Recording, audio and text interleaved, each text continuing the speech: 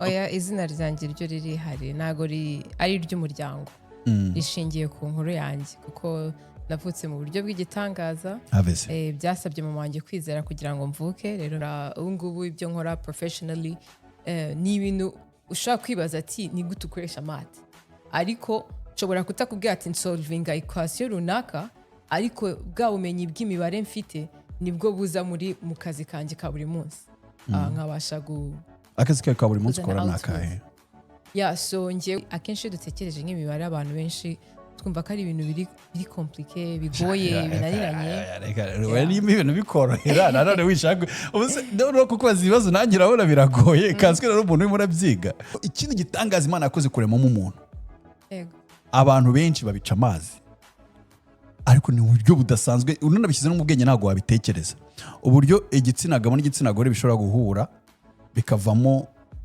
ari amazi agenda agahura akavamo ikiremwa muntu urimo uraje kuri ibyo bintu ari bitangaza ikintu namubwira uwo mukobwa uwo mwana se uwo ari we wese uri aho ngaho uri kunyumva ni ugutinyuka ikindi ntago wamenya ikintu utakigerageje ntago nari kumenya yuko nakiga imibare nkamenuza mu mibare ntaragerageje kuba nayiga hariko rero wa Arizona aho dukorera iri muri state dukorana nazo ifite icyitwa assisted living home hanyuma iyo ngiyo akaba ari inzu iba ari inzu ntoya ushiramo abantu baba bakeneye ubufasha amasaha 28 ikindi cy'umwihariko kuri Arizona ifite icyitwa behavior ntago uratangira kujya wambara impeta ku gice cy'ibumoso oya ntago ndata kubera iki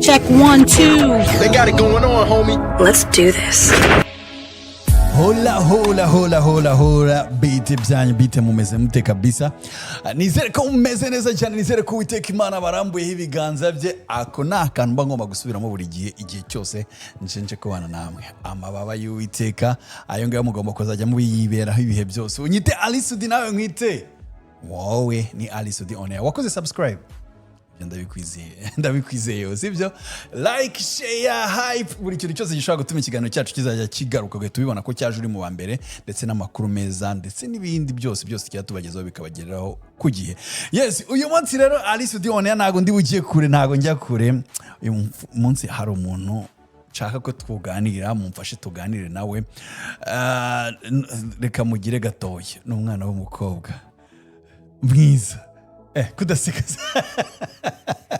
n'umwana w'umukobwa abakobwa barabwiye ngo ntibajya bakora Glory barabwiye ngo ntibajya bakora waba uri mukuru waba uri mutoyo uhorora umwana w'umukobwa yes niwe mfite uyu munsi tugiye kuganira hari icyo bita ngo my story cyangwa se inkuru hari igihe mbona abantu hano muri Amerika nkavuga ati uyu muntu nje tukaganira hari ibintu yafasha umwana w'umukobwa cyangwa se w'umuhungu cyangwa se umuntu ari we wese aho yaba ari mu Rwanda yaba hari hose ku isi muri Amerika Asia Oceania byose bikaba byafasha bitewe n'icyo we aba amaze kugeraho mu buzima gishobora kuba ari kinini cyatari kinini ariko ari mu rugendo ruzima cyangwa se urugendo rwiza rushobora gufasha wowe nkurikiye yes bamwita Gloria niwe turi kumwe uyu munsi ikintu cyantangaje turiteranwa ntabwo nari nzi ko witwa Uwizeye nitwa Uwizeye Gloria wavutse ryari navutse kera ubwo ndagira ngo numve nimba waravutse papa wanjye yaramaze gupfa ritaba ari izina rya famiye kuko papa wanjye we yapfuye kera byo sibanga sinzi rero wowe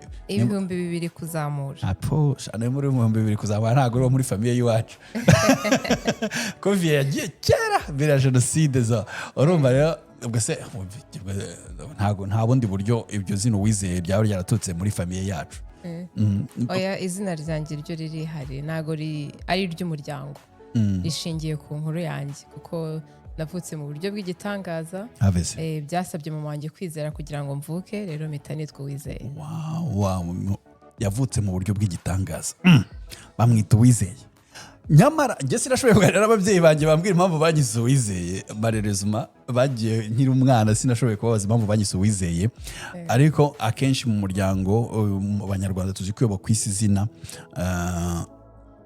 hari igihe ari byo bifuza kuzaba cyangwa se uzavamo mu myaka iri imbere cyangwa se akenshi banashimira ibyo bo baciyemo kera no mu Rwanda none bakwitaga n'amazina bashaka no kubwiriramo abandi abaturanyi cyangwa se n'abandi baturanye ariko izina ryawe rinteye amatsiko uwizeye uburyo wavutsemo bw'igitangaza ubundi ndo Isilamu muri Isilamu bajya bavuga ko uburyo umuntu avukamo ari igitangaza so no kuvuga bavuga ko Imana yaremyemo abantu mu buryo bungahera ryisimbwibuka ariko nagerageza kubwibuka uburyo Imana yaremyemo Adamu imukuye mu gitaka bakavuga ni ibintu bidasanzwe nayo imajije kubyuka ugafata igitaka ugakuramo umuntu ubundi buryo budasanzwe bavuga Imana yaremyemo umuntu muri Isilamu ni kurema umuntu avuye mu rubavu ubwo uburyo ninde wavutse mu rubavu umugore ntago ari umugore ni Eva tandukanye umugore na Eva abagore ni benshi ariko Eva n'umwe so ni Eva uburyo Imana yaremye Eva harwo yaremyemo Adamu niwe nicyo kiremwa cyonyine ku isi cyaremwe mu gitaka sibyo ibyo turabyemeranya ariko ntabwo ndimo ndakwigisha ndimo ndakwereka uko muri Isilamu bavuga noneho bakavuga ko ikindi kiremwa cyaremwe mu buryo bw'igitangaza ibintu na imagine gufata urubavu noneho aprisi si n'urw'iburyo rw'ibumoso sinzi impamvu Imana yahisemo rw'ibumoso urumva iremamo Eva noneho irangira avuga noneho ikindi gitangaza Imana yakoze kuremamo umuntu abantu benshi babica amazi ariko ni uburyo budasanzwe unanabishyize no mu bwenge ntabwo wabitekereza uburyo igitsina gabo n'igitsina gore bishobora guhura bikavamo ari amazi agenda agahura akavamo ikiremwa muntu urimo ubaje kuri ibyo bintu ari bitangaza ariko kuko ari uburyo buri popira abantu babuca amazi kuko ariko ngiye navutsemo nibwo wowe wavutsemo nibwo n'abantu benshi amamiliyari y'abantu benshi baciye ku isi imbere yacu bagiye bavukamo nabwo Imana ivuga ni ibintu bitabaho amplis umuntu abikubwiye ni bigahura gutya bikabyara umuntu gute se urumva noneho ubundi buryo nimba nibuka neza Imana ivuga ni uburyo Imana yaremyemo Yezu noneho Yezu we yamuremye ku mugore gusa muri Isilamu nabo bavuga ko ari uburyo butangaje ndumva si ubwo bwonyine nta ubundi bajya bavuga ariko si cyane uburyo uriya mwana wa Aburahamu yavutsemo ku mukecuru ushaje wagiye muri menopause ni Isaka Isaka nawe kuko ni ibintu bitabaho kuko umukecuru ngo ubundi abyara so nubwo ni uburyo butangaje Imana yaremyemo umuntu so ubwo rero ubundi buryo ubwo mvumbuye muri Arisodioneye ni uburyo uwizeye yavutsemo ni uburyo bw'igitangaza nabwo ni uburyo bw'igitangaza ariko ikirenze ku buryo navutsemo byari nko kumumurage wo kwizera rero izina ni ryo muntu kandi umuryango wanjye wemera ko izina ari ryo muntu rero ababyeyi bacu bagiye batwita bikurikije n'icyo bashaka kuturaga so rero ngewe muri uko kuvuka mu buryo bw'igitangaza ese watubwiwe gatoya kuko igitangaza gatoya nubwo kaba ari agastori gatoya kuko wavutsemo ntago nabijya mu ncamake ariko gato muri byo nuko igihe cyanjye cyo kuvuka cyari cyararenze turazi yuko abana bavukira amezi 9 so amezi 9 yari yararenze wageze ku 10 aho yagezeho ntawe wabimenya ariko yari yararenze icyo ni kimwe muri byo ibindi abantu bazanshake nzababwire nkuri rambo Wize kuri kumwe nawe wizeye wamwizeye ukamubwiraho akandi gato renza akandi gato ako ngako karabaye abandi tuzashaka igitabo hari igitabo wanditse igitabo nzacyandika nacyo kubera yuko izina ryarankurikiranye ngendera mu kwizera ubuzima bwanjye bwose kugeza n'uyu munsi rero niyo mpamvu nzandika icyo gitabo ibivugaho uwizeye kwizera buriya abawizeye turi abantu bizera cyane Imana biri no mu byatumye nifuza no kukuganiriza nawe maze kumenya amakuru hano mba muri Siyaro ko haba umukobwa Yize Imibare ndavuga kwiga imibare ushobora kuba ari ibintu byoroshye ariko kubona umukobwa wize mate gusa akavuga akagira bachelor degree mu mibare math iri pure hari abantu babumva ari ibintu byoroshye ati se ko dativa yiga mate ese ko isimbi yiga mate ese ko ivete cyangwa b yiga mate ni ibiki bidasanzwe bro kwiga mate none ukaza no muri Amerika ukiga ukavuga ati ngenda ndashaka kwiga mate iri pure ntabwo ari ibintu byoroshye none ukagira bachelor degree wizagana he Nize muri States ya New York. Yeah. Muri iyi university? Nize muri Canisius University. Canisius University, muri New York. Yeah. Wiga math? Yeah, nakoze bachelors ebyiri, imwe yo muri math n'indi muri economy. Bachelor degrees ebyiri? Yego. Iyo muri economy? Yego. Iyo nanjye ndayifite. Iyo ntabwo iri bunkaye. Ariko iyi mibare muri New York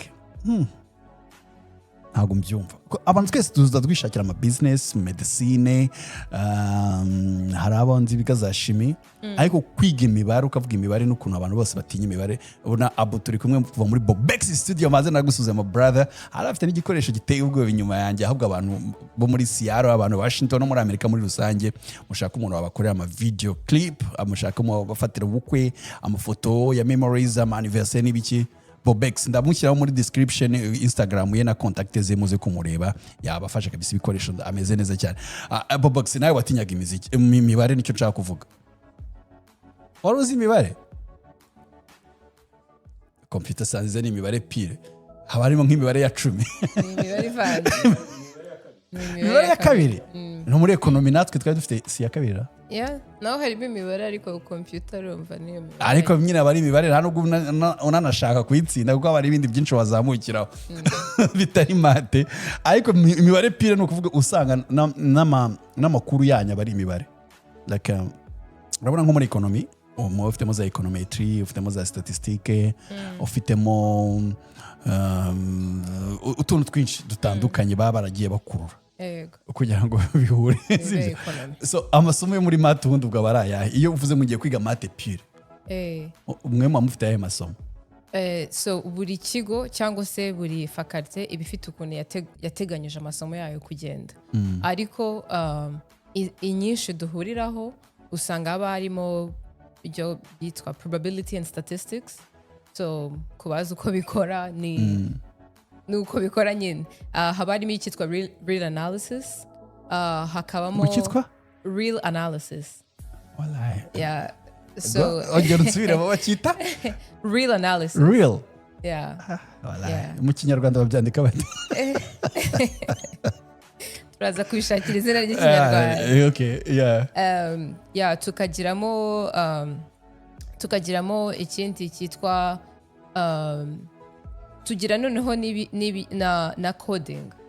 So KWIZERA bivuze computer science. Computer bazikoresha muri computer. Yeah, so ikindi kintu dukora noneho tuvana theory, muri theory tukayishyira muri pratique. Kayishyira mu mibare. Yeah, tukayishyira mu mibare. Mu gihe twe tubikora mu mibare tubijyana muri theory bitworohere, mwe mubisuzamo ngo byongere kubagora. Ego.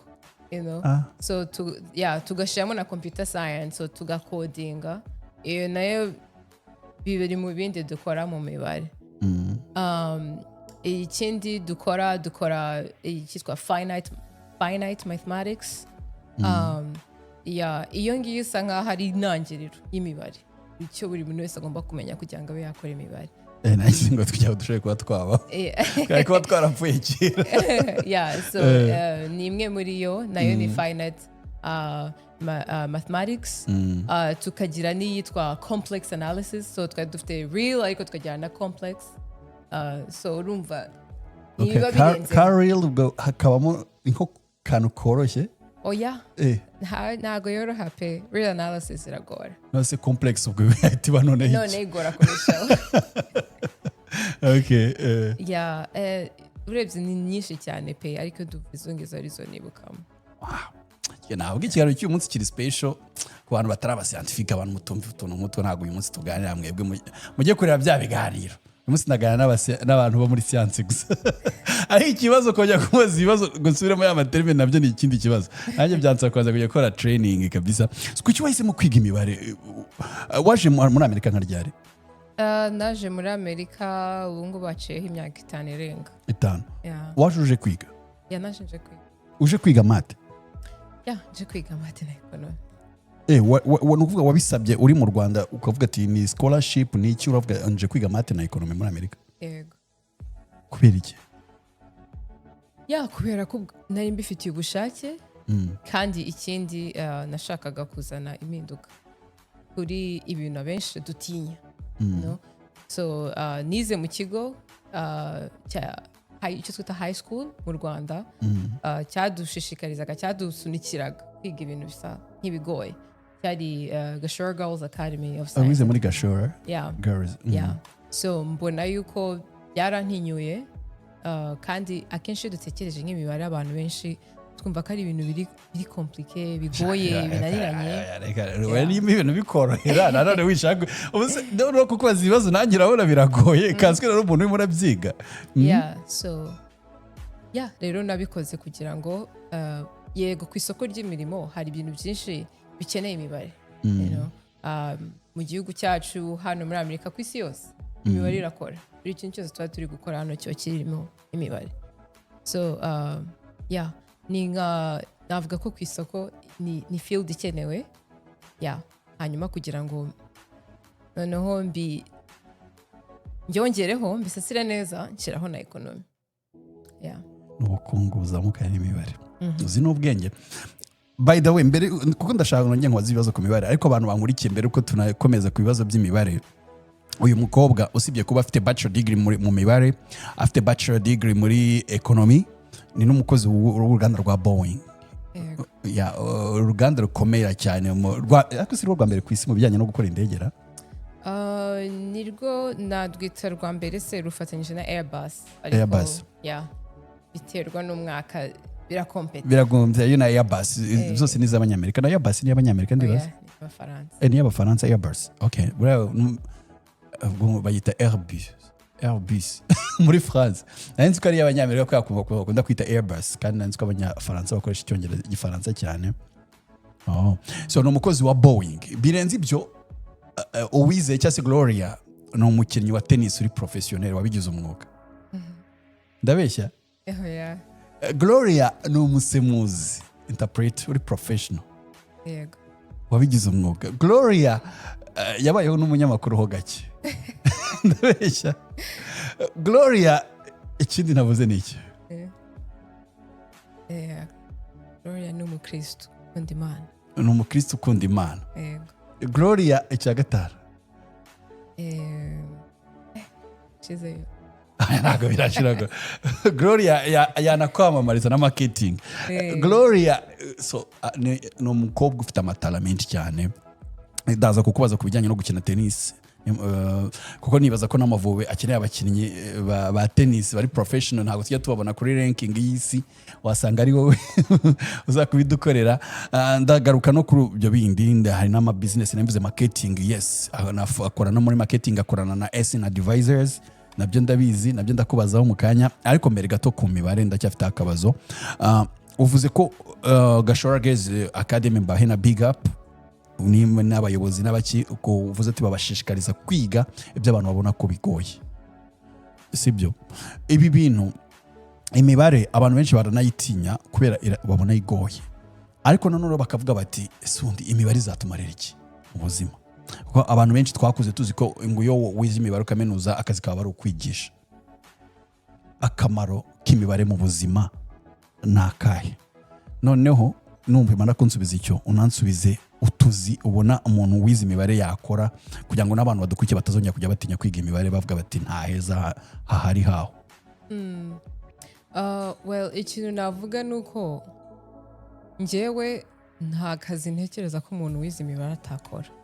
Icyo nicyo cya mbere kubera yuko nta kazi njya mbona kuno abantu dusoma job description nta kazi nsoma ngo numve iki cyangora cyase cyananira. Yego hari utuzi dusaba expertise muri field runaka aho ngaho biba bitandukanye ariko icyo kwiga imibare bigufasha bigufungura ubwonko kandi ikindi bikagufasha gutekereza nabyita critical thinking and noneho ikindi bigufasha no gutekereza byihuse no problem solving.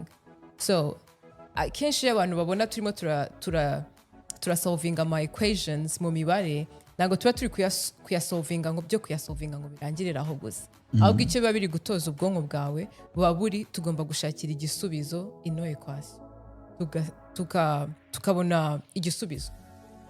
So nibyo bintu y'abantu dutekereje imibare ikintu cya mbere dutekereza ni ama equation yo gusolvinga. Sisha so gushaka x why rero rero icyo imibare ikora isharpening ubwonko kugira ngo butangire gutekereza gukemura buri kintu cyose bukije imbere. So nagiye nkora amastage atandukanye, nkora ubungubu ibyo nkora professionally, ni ibintu ushaka kwibaza ati ni gute ukoresha math, ariko nshobora kutakubwira ati solvinga equation runaka, ariko bwa bumenyi bw'imibare mfite nibwo buza mu kazi kanjye ka buri munsi. Nkabasha akazi ka buri munsi ukora nakahe? So ngewe na analyze nkora ndi analysis ya spare parts zijya ku ndege.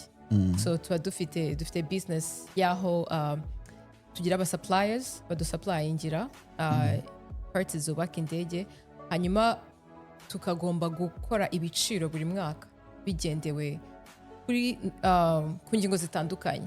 Hashobora kuba harimo inflation, hashobora kuba harimo labor, igiciro byasabye kugira ngo izo parts bazubake. Hari ibintu byinshi bijyamo kugira ngo spare part ibe ifite igiciro runaka. Rero ngewe ikintu nkora ngomba kwanaliza icyo giciro koko nicyo giciro gikwiriye cy'uyu mwaka. Dusobanura kuri ibyo bijyanye n'ukuntu mwanaliza ibiciro n'ukuntu mubikora. So iyo indege igurishijwe, so Boeing ku batayizi icuruza indege, tukazicuruza kuri airline zitandukanye, RWANDA, Uganda Air, ndetse niba ariko yitwa Qatar Airways, zose airline twese uko tuzizi. Hanyuma iyo indege ziri gukora ziba zikeneye kwitabwaho.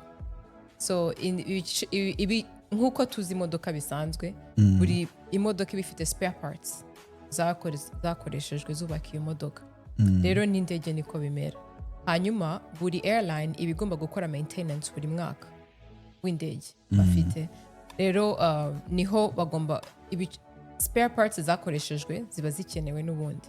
Rero buri mwaka tugomba gutanga ibiciro twita realistic prices kuri airlines kugira ngo indege zikomeze kwitabwaho. So ni muri ubwo buryo rero tugomba kureba ni ikihe giciro kiri realistic uyu mwaka izi spare parts zagurishwa kuri airline. Bityo tugafasha icyo ibyo ngibyo bifasha ni ukugira ngo igiciro iyo kiri realistic n'amatike aba ari realistic. So yego hari ibintu tutakontrolinga, tutagira ububasha bitewe na ibyagiyemo, nk'uko nabivuze, ibyagiyemo kugira ngo izo spare parts zikorwe. So uko ibiciro bya spare parts byiyongereye niko n'amatike y'indege yiyongera. Hari umuntu twigeze kuganira mu ndege, ndamubwira nti ndi mu ndege nagiye muri economy yanjye nishyikiramo, amavi akubita imbere, ndabwira ni kuki mwagiye mudusabira indege bakazigira nini? Ngo ntabwo ari twe tuzikora. Tuzabibwira za Boeing, none Boeing ndayifite imbere yanjye, none nsanze ari nawe utuma amatike aduhendera. Glory, ugomba kugabanya ibiciro amatike agahenduka, tugashobora gutembera isi. Twebwe nicyo tukora, tugerageza kubafasha kandi amatike agihenze. Ubwo nyine nuko nguko baba bagomba kumenya. Ugikubita amakano ubabwira uti ngewe rero abavandimwe hanjye barambwiye ngo barahendwa. Ibiciro ubihananuye, ujye ubabwira muri Boeing ibiciro twabihananuye, turebe ko n'amatike y'indege yajya hananuka. Boeing ntabwo iba ifite ububasha bunini mu gukontorora ibiciro by'indege. Ama airline niyo aba afite ububasha bukomeye mu gukontorora. So twebwe mu buryo bwinshi twafashamo, ubwo ni bumwe muri bwo kugira ngo byibuze amatike ajye ku giciro kigaragara cyumvikana. Kubita ama equation yari ugakubita cosinus ukamanura sinus ukagira za x na y, ubundi ugahita uvuga ati aka kadomo tukagurisha $40. Yego. From nowhere, just math, guhuza ibyo bintu ukagira uguma mufite n'ikibaho mushyiraho kwa kundi twandika amahurizo n'ibiki, ngo nimba ngo iyi ndege yavuye harya kiridi yaba y'uruganda rukora amapatsi y'indege, sinzi nimba ya Boeing, hari ayandi makampani mukoresha nyine bahaye ama spare parts iki cyavuye muri North Dakota n'urugero, iki cyavuye mu majyaruguru muri Everett, iki cyavuye muri iki, ukabiteranya transport ugakubita X yavuye aha N, ni iraza gusobanura ko ari we waje bitwaye mu ikamyo ya dutu nakazi utajyanga biroroshye, sakazi kagoye. Karagoye, ariko ngewe ibyo nkora biba bisa nkaho aho uba waharenza ahubwo wageze hejuru. Nkorana na Bureau of Statistics, niyo dukorana nayo kugira ngo itange icyo twita index ya buri mwaka. So ntabigiye imizi n'ibyo. Rwanda uyu nawe turamushaka. Kigali aracyari mutoya ariko gumya wiga, ariko nizeye ko ufite gahunda y'ubumenyi uzaba dutwarira ni Kigali kubaka igihugu. Nkuko nabivuze, amashuri aho nyagejeje ni kuri bachelors, ariko aho nahongeje. Ufite gahunda yo gukomeza? Masters, PhD? Hari umuntu wavuze ati the sky is no longer the limit. So ushobora gukomeza. Okay, reka tugusengeye kandi ukuntu usobanura ibintu biragaragara ko ibintu wiga ubyumva n'ibyo ukora ubisobanukirwa n'ubumenyi. His Excellency President Paul Kagame, ndabyibuka n'ijambo najya nibagirwa, yaje muri Rwanda Day muri Canada, yaravuze ati mugende muri ibyo bihugu, mugende mwige ariko ntimuzibagirwe aho mukomoka. Ubu bumenyi bwose tubufate tubujyana i Kigali, kandi uri muri industry itarimo abantu benshi, yaba mate yawe, yaba uruganda urimo akorera rwa Boeing na skills urimo uragira, nibaza ko ari ibintu Rwanda ruzakenera cyazo runakeneye n'ubu. So courage cyane kabisa, nibaza hari abantu benshi bakuri ikiganiro bari proud nawe. Reka tuve ku mibare, economy yo wenda sinyitinda kuko aba economists ubwo nanjye nisanzemo sibyo, ariko noneho nkuganirize ku mukino wa tennis. Amakuru mfite no kuri n'umukinnyi uri professional w'umunyamwuga, nibyo? Wabyita, sinzi iyo tuvuze umunyamwuga sanse tuba tubihaye. Umunyamwuga ni umuntu wese ukina mu buryo bwa kinyamwuga, akenshi uwo mwuga banakora ubumuha n'amafaranga abuturutsemo, usa nk'umutunze, ikindi akinana n'abakindi bakinnyi bari professional nyine amaligi, amakompetisiyo mpuzamahanga.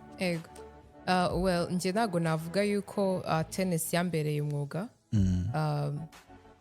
Navuga ati just yet, wamenya ejo uko bizagenda, gusa ubu ngubu aho ngejeje navuga yuko nyinira tennis kwidagadura. Nyinira tennis kwidagadura no kwishima kuko nyikunda, ariko kuba yatangira kuba nayigira umwuga unyinjiriza professionnel, iyo nindi namwe nshaka kugeraho. Nawe ushaka gushyiramo imbaraga ukayikina ku buryo yakinjiza. Ufite, sinzi muri tennis bavuga ngo ufite team, ufite sinzi mubyita gute muri tennis, aho kugira ngo uvuge ati umukinnyi abarizwa ahangaha ku buryo byagufasha kuba umunyamwuga cyangwa se ubu umunyamwuga. Biterwa naho ukinira state runaka cyangwa iki, ariko tuba dufite na national tennis league, ariko nabyita. So ariko njyewe hano ntuye muri Seattle, tuba dufite amaliga atandukanye. So tuba dufite ibibuga, noneho ibyo bibuga biba bifite amaliga, usigning up, kwiyandikisha, noneho ugatangira gukinira muri izo liga. Urimo uransobanura ku maligi uko akora hano muri Seattle? So narindi kuvuga yuko nanjye natangiye nkina n'inshuti bisanzwe, bigenda biza bikura, noneho nangira no gukinana n'abantu bari advanced mu mukino. So ubu ufite ligue ukinamo? Yego. Ubwo aba ari nk'iya kangahe kugira ngo ugere ku rwego ruri professionnel? Nago ligue zigira imyanya, ahubwo umukinnyi ku giti cye niwe ugira umwanya muri national rating. So ushobora gukinana nka ligue icyo zikora zizana gutoza abakinnyi gukina, nko gukina neza nyine, gukompeta. Ariko iyo bigeze kuri competition ni buri mukinnyi representing ku giti cyawe. So national rating bifite amazina y'abakinnyi. Nk'ubu ngubu nkomeje nkakina nkatangira gukompeta ku rwego national, none izina ryanjye niryo riza, ntago ngo wakiniye hehe witoreje hehe, ibyo ngibyo biba biri. So ntago uratangira kuza kuri liste y'abakinnyi ku rwego rw'igihugu? Ntago ndazaho, ariko urwa state mbere ni heza urwa state aho ntago ndahagera urwa hano muri siharo rw'umujyi rwano rwo nduriho uri nko ku mwanya wa kangahe ntago nzareba aho ngeze so bagenda batanga amanota kugeza ubwo none kugira ngo none se uve nko kuri liste nk'iya siyaro ujye kuya Washington ubwo bisaba uko uzamuka mu manota ni kugenda wiyandikisha ndamutse ejo mbyutse mvuga ati ndashaka kujya gukompeta ku rwego rw'igihugu so ni wowe ufeeling your confidence ukumva ko level uriho ikwemera kujya gukompeta wenda muri Roland Garros cyangwa Wimbledon ariko nyine nabyo bigendera ku manota nabo bareba n'amanota usanzwe ufite kugira ngo bakwemerere kuba wakina Wimbledon cyangwa se US Open bigendera kuri rating ariko gahunda ufite ya nuko zaza mu rwego rimwe nzareba mu bagore umuntu mperuka rero mu bagore ndasegeshe muri tennis ni abakera gusa hariya bamwitaga Steffi Ndera tennis kera nigeze kuyiharara nko muri nkubwiye umwaka ntuseka rero nigeze guharara tennis hagati ya 96 na 97 98 ibihumbi 2000 narinzi tennis icyo gihe nkunda abakinnyi ba tennis nsoma amakuru ya tennis nakundaga icyo gihe umushinwa witwaga Michael Chang yari umuhanga cyane icyo gihe haragezweho witaga Pete Sampras hagezweho n'undi bitaga Andre Agassi bari bakomeye cyane muri za 90 early 2000 umukobwa yari uwo nguwo Steffi Ndera nawe mukobwa nibuka neza nawe wenyine muri tennis nzi narebagera ba Serena Williams na Venus Williams nago abayoberwa Williams nicyo gihe nyuma yaho rero nahise ntangira gukunda basket football bituma tennis isubira inyuma mu jyanjye muri nge ariko ndayikunda ari nge ngenda muri gym n'umukino mwiza kabisa kandi courage tuzakubona hanyuma nubwo iminota wenda wampaye irimo iragenda wenda mukanyuraza kumbwira nicyo inama wambwira abandi bakobwa kuba bakwiga imibare cyangwa se bana nk'iyo nama babaha ishingiye nko kuri iyo nama kuri Gashora Girls School bakunze kubaha yo gukunda kwiga ibyo abandi babona ko bikomeye cyangwa se bishobora kuba inzitizi mu buzima kandi bakabikoramo ibisubizo wenda nabyo turabigarukaho ariko reka tugaruke no kuri side yawe ya marketing ku bijyanye n'ikigo cya SN Advisors na buryo ufasha nabo gukorana nabo sometimes nk'uko kare wari wabimbwiye reka nabo tubaganireho hanyuma Gloria Uwizeye muri SN Advisors ubundi nka SN Advisors wayisobanura ko ari nk'iki SN Advisors iyo tuvuze advisor ni umuntu ukugira inama umuntu ukwereka inzira ugomba gucamo so rero SN Advisors icyo dukora ni ugufasha abantu bafite igitekerezo tukagishyira mu bikorwa so hari ukuntu umuntu aba afite igitekerezo avuga ati nakifuza gukora iki n'iki nagikorera aha n'aha hari udafite n'icyo gitekerezo ushobora kukigira hanyuma aje kureba izi serivisi dutanga so SN Advisors tugufasha ufata icyo gitekerezo cyawe tukagishyira mu bikorwa ukakibona noneho kiri gukora ubwo cyane ariko mu ma field bijyanye n'ubuzima bya home cares so icyo dukora dufasha abantu bafite projet zo gukora ibyo twita home care hano ku batuye muri Amerika barabizi nibaza ko benshi barabizi cyane so icyo tubafasha ni ukugufasha gusobanukirwa n'iki gisabwa kugira ngo ube watangira home care ese ni hehe ushaka kwitangira buri state bifite umwihariko wayo ibifite demografi itandukanye n'indi state rero ni byiza yuko usobanukirwa state ushaka gukoreramo ibyo bikorwa bya home care ibisabwa n'iki ese ni gute nabigeraho rero twebwe icyo tugufasha n'izo step zose mu rugero rwa state urugero rwiza rwa mbere Pennsylvania murakorera za Philadelphia Pittsburgh n'indi mijyi yo muri Pennsylvania Pennsylvania bihagaze gute seho mukora gute so Pennsylvania icyo tuyiziho iri muri imwe muri leta nini ni state nini so kandi ikindi ifite abantu bakuze irimo statistique zerekana ko iyi state irimo iragira abantu benshi bageze mu mu zabukuru. zabukuru Yeah. ya cyane Yeah. cyane So kandi impamvu izi services zacu zikora cyane no muri no state nuko izi homes abantu benshi tuzi zirimo zirafasha ni abantu bageze mu zabukuru.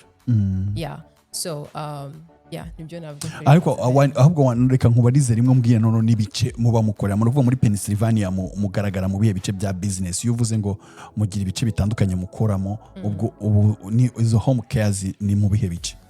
So harimo ibice bitatu by'ingenzi. Okay. Harimo icyitwa personal care homes cyangwa se abantu benshi babizi nka assisted facilities. Oh yeah. Assisted living facilities.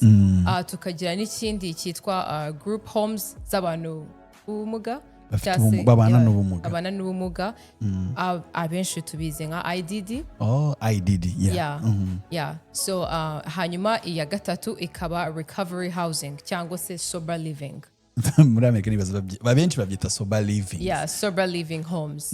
Yeah, so muri umwihariko wa Pennsylvania ifite umubare mwinshi w'abantu cyasa n'abana bakoresha ibiyobyabwenge. Urubyiruko. So cyane cyane mu mujyi wa Philadelphia. narahageze birakabije muri Philadelphia harakabije kabisa.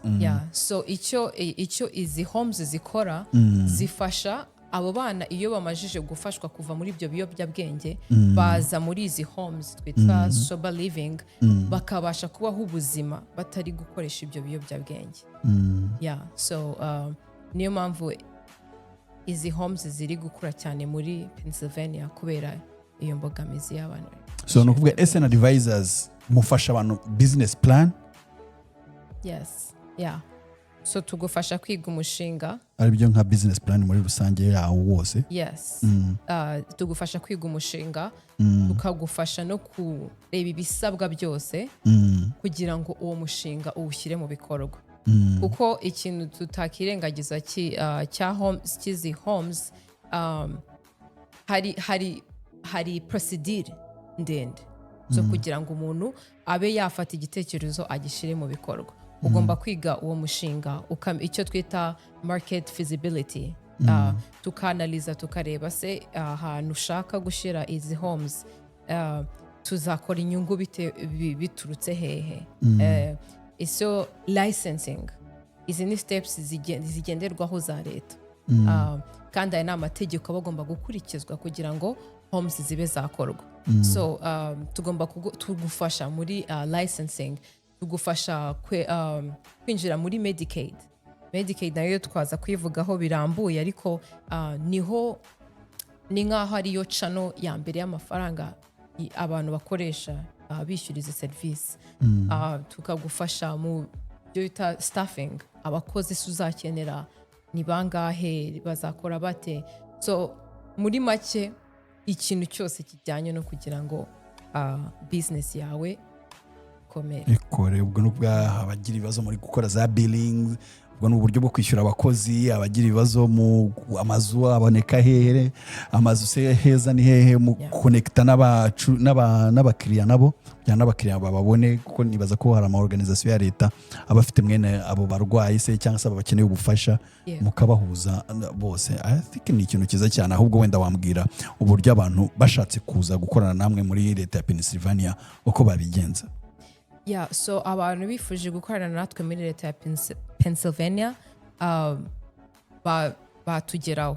Dufite urubuga rwa www.mysnadvisors.com, ariko birenze n'urwo rubuga rwacu aho ngaho niho wasoma serivisi zacu birambuye. Ibirenze kuri urwo rubuga tubona kuri iyi nimero. Yes, nibaza ko abo yamaze kwidukubitira hano hasi mwayirebaho nimero. Nandi bonda nabasura ku rubuga ndavuga muvuga n'abantu bafite masters, bafite za PhD ngo mwakakwiye gufunguza kabisa muri Philadelphia biroroshya. Hari abakiriya benshi cyane, ni ibintu byabafashe cyane. Rero ubwo nanjye nakunga muri abantu bafite high school diploma ngo bavuga icyongereza, abantu aba nurse, aba doctor. Nibaza ko ni business nziza muri Philadelphia rwose mwaagenda mugafatanya na ma SN advisors. Ubwo muri azibana ko contact hano ziriho. Reka dukomeze. Ikindi nakongeraho kuri uyu mujyi wa State ya Pennsylvania, ifasha ntagigorana so ntage gusaba ati urazana ibi n'ibi twebwe icyo tugufasha ntage gusaba amafaranga runaka so biroroha cyane iyo udakeneye kuzana ingwate zigoranye so n'umujyi ni state iri mu zimwe zoroshye kuba wabitangira. Okay, reka turebe no mu zindi state uko bimeze. Turimo turakorera muri leta ya Michigan kandi iyi ni leta ifite isoko rinini cyane kubera Medicaid funded long term services ziriyo. So leta irimo irakora ku buryo begereza service abaturage so bagafasha kugira ngo abantu babashe kubona ubuvuzi binyuze muri izi home care batagiye mu mavuriro manini. So ni bande bakwiye kubagana n'izihe service mutanga muri Michigan mwebwe nka SN Advisors?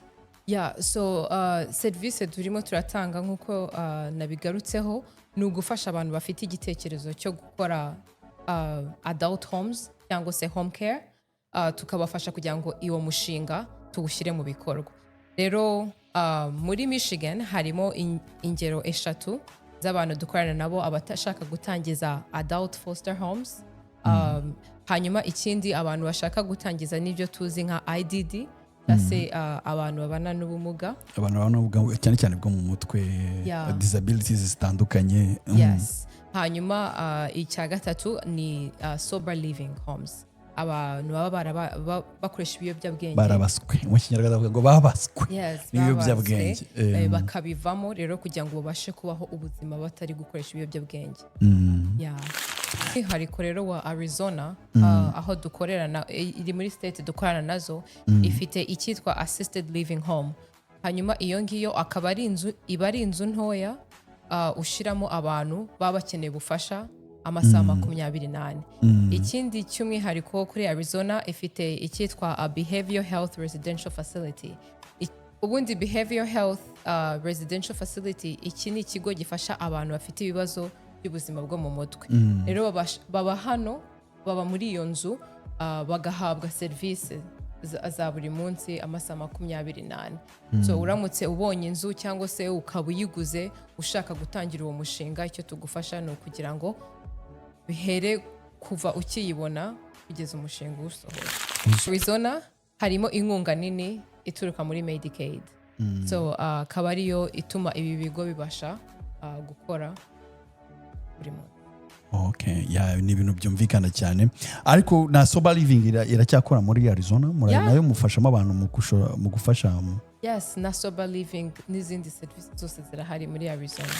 Nyuma Utah umwihariko wayo irimo irakura cyane mu bayituye, mu batura ubwiyongere bw'abaturage. Mu bwiyongere bw'abaturage batuye muri Utah. Rero ibi bikaba ari amahirwe meza y'abantu bashaka kuba batangiriza home care.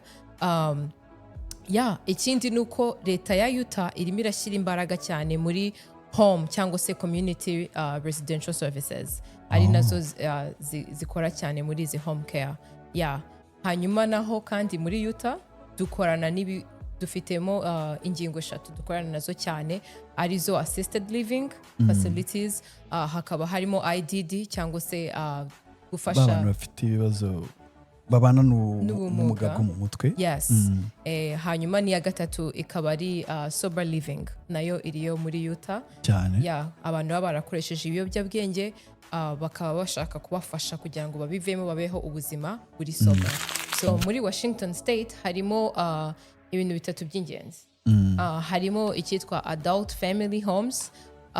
Rero ahangaha niho ushobora kuba wagira abantu mu nzu ufasha, ariko inzu ituwemo ntago yarenza abantu 6. So ubana n'abantu nka 6 mu nzu. Ufasha bafite ibibazo bitandukanye cyangwa se hari impamvu. Bafite impamvu zitandukanye ubana nabo ufasha, harimo kuba wabahereza ibyo kurya, imiti cyangwa se n'ibindi bintu bakeneye. Icya kabiri hakaba harimo group homes z'abantu bafite ubumuga cyangwa se bimenyerewe nka IDD. Iki nacyo ni ikindi kintu kirimo kirakura cyane muri Washington State. Ikindi kikaba nacyo sober living homes. So abantu baba barakoresheje ibiyobyabwenge, ku bantu batuye muri Washington cyangwa se n'abatayituyemo, tuzi yuko iyi migi irimo irashishikariza abantu kureka ibiyobyabwenge, barimo baratanga inyigisho zitandukanye. So uko leta igenda ifasha abantu kuva mu biyobyabwenge, babashyira muri izi homes kugira ngo bakomeze gufashwa kuba muri ubwo buzima buri soba. Yes. Yes. Iyo ni Washington State. SN Advisors ikagufasha licensing, business plan, billing. Yes. Ikintu cyose wakifuza kuva ku ntangiriro. Licensing nk'uko umaze kubivuga, ibyo ni ibyangombwa byo kugira ngo ube watangira uno mushinga. Staffing, abakozi uzakenera gukoresha ni bangahe, ese ni bantu ki, bagomba kuba bafite ibihe bisabwa, tugufasha kubimenya. Icyo twita compliance, inzu ugomba kubituyemo igomba kubiteye mu buryo runaka. Ibyo nabyo ni ibintu abantu bagomba kumenya, bigomba kugenderwaho. Ndetse n'ibindi byose state igusaba kugira ngo uyu mushinga we watangira, turabigufasha kugira ngo ubu bifite ubashe gutangira umushinga wawe. So abantu bifuza gushora imari bitari muri real estate gusa, ahubwo baba bashobora gukora n'amafaranga muri ibi byo gukora home care, utugane bafasha. Yes. Nutinya avuga ati wenda ngo Seattle irahenda, hari n'indi mijyi ituranye na Seattle ibifite amazu ahendutse cyane nka za Spokane. Yes. Za Tacoma. Iyi ni imijyi bihendutse. Vancouver ariko atari ya Canada. Yes. Hari imijyi myinshi mba numva ituriye isa nkaho uko winjiramo cyane muri Washington State ugenda uhura nayo. Rero nibaza aho bitazayama n'ahandi henshi, nibaza ko wahakorera ukagura inzu ihendutse cyangwa ugakodesha inzu, yaba no muri Seattle ariko urakodesha cyangwa ukagura, why not, ko amafaranga bayinjira kandi aba ari amafaranga agaragara. Yes. Ngaho rero mugane my SN advisors akadomo.com, ubwo ni wayishatu nyine .mysnadvisors.com bagufashe, cyangwa se n'ino nimero ya telefoni ku bari muri leta ya Washington State ndetse no mu zindi leta mwabagana bakabafasha. Gloria, urakoze cyane kunsobanura cyane kuri side ya marketing ya ukora ndetse nabo mukorana ba SN Advisors. Ubansurize cyane ba Narcisse n'aba yitwa ndamwiye arya SN Souvenir. Ubwo nari navuga ngo SN. Iyo numvishe SN mitanekereza souvenir, nkatekereza mo na Narcisse n'aba advisors ari banki muzira mu mwese, ni benshi cyane. Ubansurize cyane n'iyo team yanyu yose.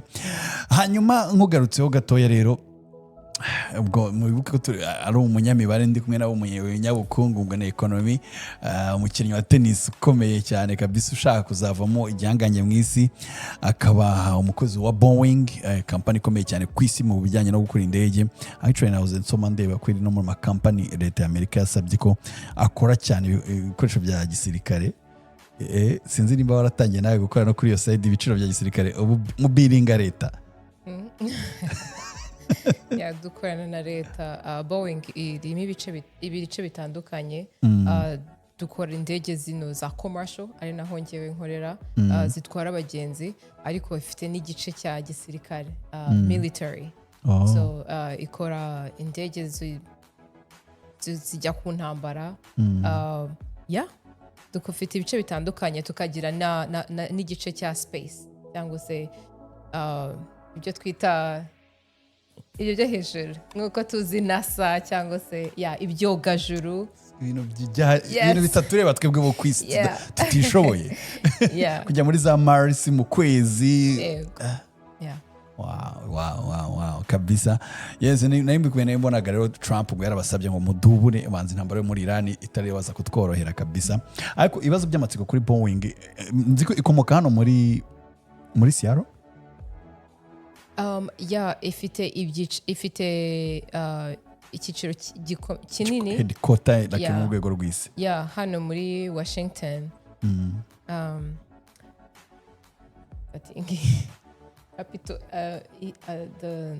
The base yayo iri muri Nuza, barayihinduye ejo bundi. Nkavuga amakuru atariyo, nkasanga abantu babezi. Wowe wijya kure no kuvuga gusa ikomoka hano muri Seattle, niyo nko origin yayo. Okay. Well, yes, ifite amafisi manini cyane hano muri Seattle. Kimwe cyane mu bizwi nuko uruganda runini rwa mbere ku isi ruri hano muri Seattle rwa Boeing, ari rwo rwa Boeing. Kuko nyambona ama campus muri Everett, hari urenze airport ujya downtown. Sinzi uko bahita. Hari offices atandukanye, hari muri Everett, hari Auburn, hari muri Renton, hari muri Seattle. Yeah, so around hose. Indege hiri kandi hose usanga hariho n'utubuga tw'indege. Muzaze gutembera actually muri Seattle Boeing harimo hano nibaza abantu bagenda gusura kuko bifitemo n'amamize berekana ukuntu indege zatangiye n'ibindi amatekinoloji azaza. Na hano heza ho gusura Boeing ni nk'uko wavuga Starbucks nayo nibaza ko ikomoka hano muri Seattle. Amazon nayo nibaza ko ikomoka hano. Sibyo Amazon nayo ikomoka hano muri Seattle. Indi ni yera Microsoft nayo ikomoka hano muri Seattle. Hari ndavuga gukomoka no kuvuga umuntu uba warashinze izo company wa mbere ziba zaratangiriye ahangaha zifite ama campus cyangwa izindi nganda hirya no hino ku isi cyangwa se n'ibindi byicaro bishobora no kwimura icyicaro. By the way Bezos yabaga hano muri Bellevue. Akana k'agakobwa karamudutwaye kamujyanye muri Miami ngo yakundanye n'akana k'agakobwa kavuga ati bro njye ntago ku mafaranga dufite ntago natura muri uyu mujyi uranjyana ku mucanga. Ubu ngo urugo yararwimuye inzu ye iba muri Bellevue ku bantu bashaka gukodesha. Abo cya Gloria mwakodesha inzu ya Bezos ntago kabagahenze uze nka $10,000 ku kwezi twakonera $2. Ntago byatunanira sibyara. Gashora Girls School bababwiye ngo mugomba kwiga ibigoranye mukajya mubishobora mukabibonera n'ibisubizo. Umva kandi birimo biraza. Hanyuma tunagana ku musozo wenda hari umwana w'umukobwa ntabwo ndi buvuga uri Kigali. Ndavuga umwana w'umukobwa wese wumva ururimi rw'ikinyarwanda. Ashobora kuba ari umunyarwanda uri Kigali, ashobora kuba ari umurundikazi uri Burundi, ashobora kuba ari umukongomani uri mu burasirazuba bwa Kongo, ashobora kuba ari umugande uri mu majyepfo ya Uganda, ashobora kuba ari umutanzania uri mu burengerazuba bwa Tanzania. Urimo ndavuga ibice nziko byose bibamo abantu bavuga ururimi rw'ikinyarwanda. Uyu mwana w'umukobwa ukurikije inyigisho yakuye muri Gashora Girls School bakubwira ati mwige bidashoboye ibigoranye cyangwa se ibyo abantu bakeka ko bidashoboka mushobora kubibonera ibisubizo. Ibyagoranye kubona ibisubizo. Wowe uyu mwana uri muri ibyo bibazo uraho hirya ufite ibitekerezo bitandukanye ukurikije izo nama wakuye hariya hari icyo wumva wamuvunguriraho ku byo wowe wakuye hariya wamubwira? Yego. Njyewe ngiye gutanga inama nkanjye nta kintu njya mvuga kitarimo Imana. Rero icya mbere ni ukumenya yuko uri kumwe n'Imana nta kintu utageraho. Icya kabiri ni ugutinyuka. Hari ibintu byinshi kwera ubuzima tuba twarabayemo cyangwa se ukuntu tuba twarakuze abantu bagira imitekerereze itandukanye. Hari ababumva ko hari ibintu bigoranye, hari ababumva ko byaremewe abandi, ariko ikintu namubwira uwo mukobwa uwo mwana se uwo ari we wese uri aho ngaho uri kunyumva ni ugutinyuka. Ikindi ntago wamenya ikintu utakigerageje. Ntago nari kumenya yuko nakiga imibare nkamenuza mu mibare ntaragerageje kuba nayiga muri university mu mashuri yisumbuye. So icyo navuga ni nuko nta kintu wakora utakigerageje. Gerageza ugende uko imbaraga zawe zingana. Ibindi nkuko nabivuze iyo uri kumwe n'Imana nta kintu utagera. Hanyuma imbere yawe ho urahabona ute wifuza kugera he?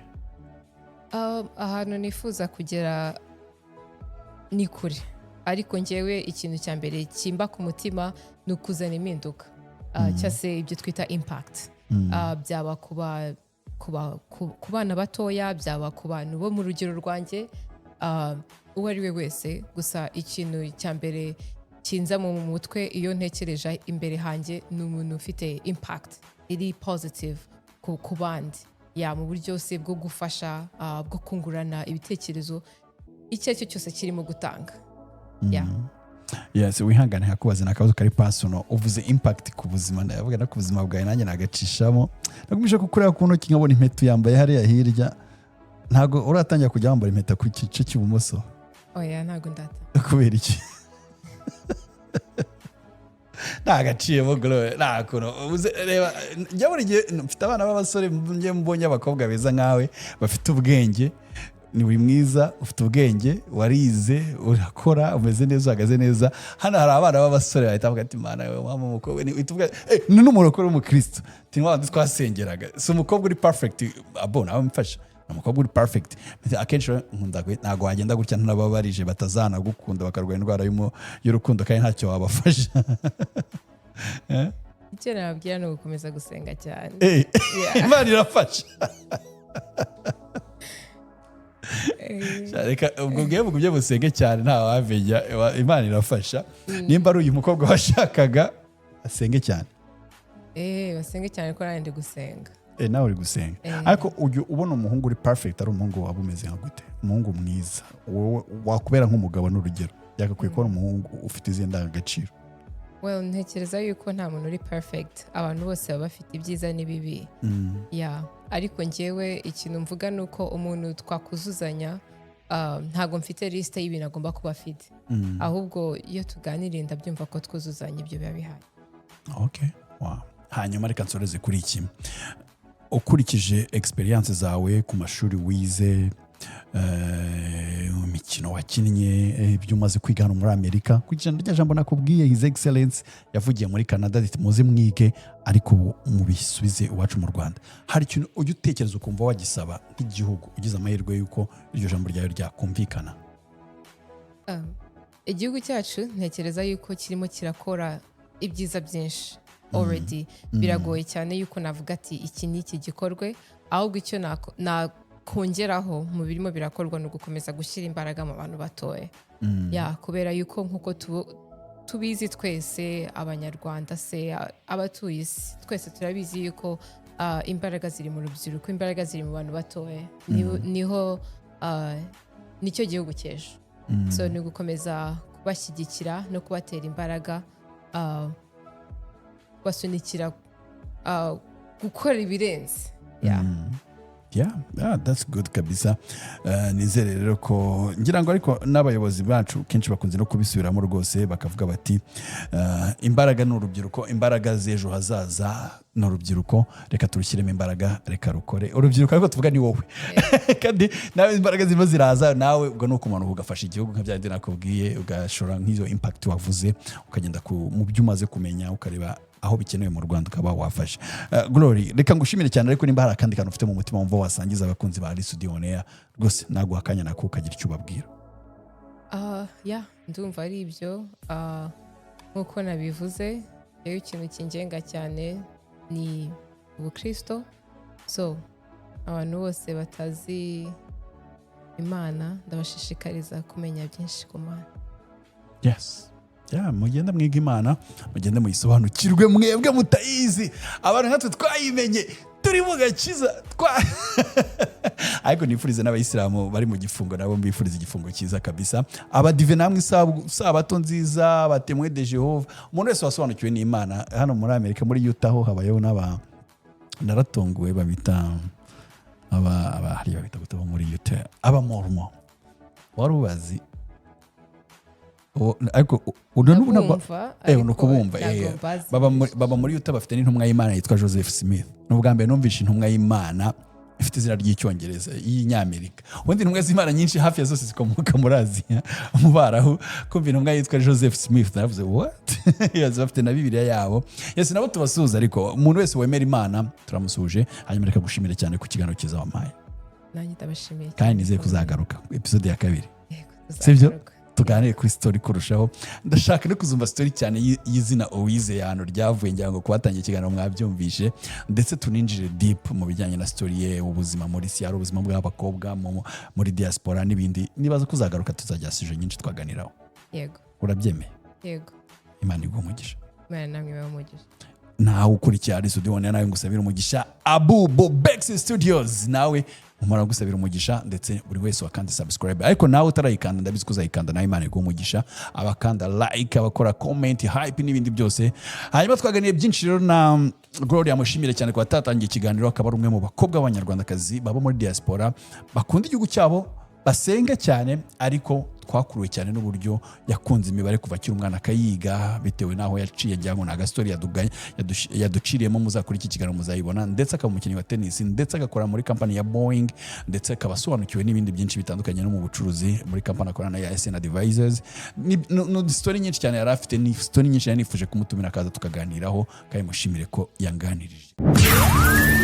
Check 1 2. They got it going on, homie. Let's do this.